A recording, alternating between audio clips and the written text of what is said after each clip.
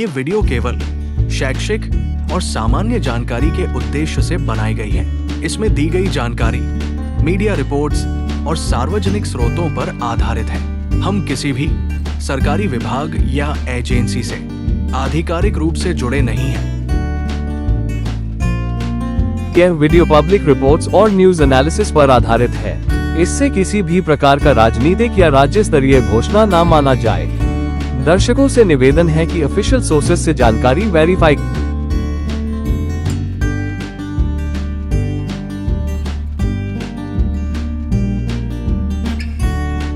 धुएं के और बिना किसी मिसाइल के अगर आसमान से गिरते दुश्मन के जहाज और मिसाइलें राख के ढेर में बदल जाएं, तो समझ लेना भारत ने अपना ब्रह्मास्त्र चला दिया है। जी हाँ, हम बात कर रहे हैं दुर्गा 2 की, जिसकी एक किरण ही दुश्मन के विनाश के लिए काफी है। दुर्गा 2 यानी डायरेक्टेड निरस्त्र रे गन एरे। यह कोई मामूली तोप नहीं बल्कि एक हाई एनर्जी लेजर वेपन है। इसकी रफ्तार किसी मिसाइल से नहीं बल्कि प्रकाश की गति से मापी जाती है। चीन के जासूसी गुब्बारे हों या पाकिस्तान के फिदायीन ड्रोन्स, दुर्गा 2 की अदृश्य लेजर लाइट उन्हें पलक झपकते ही पिघला देगी। सबसे बड़ी बात यह है कि दुश्मन को पता भी नहीं चलेगा कि हमला कहां से हुआ और उसका सिस्टम फेल कैसे हो गया। पूरी दुनिया आज स्टार वॉर्स वाली तकनीक की ओर भाग रही है और DRDO ने दुर्गा 2 बनाकर भारत को उन चुनिंदा देशों की लिस्ट में खड़ा कर दिया है जिनके पास डायरेक्टेड एनर्जी वेपन है। एक मिसाइल को दागने में करोड़ों का खर्च आता है, लेकिन दुर्गा 2 के एक शॉट का खर्च बिजली के बिल से भी कम है। यानी भारत अब दुश्मन को बहुत ही कम लागत में तबाह करने की ताकत रखता है।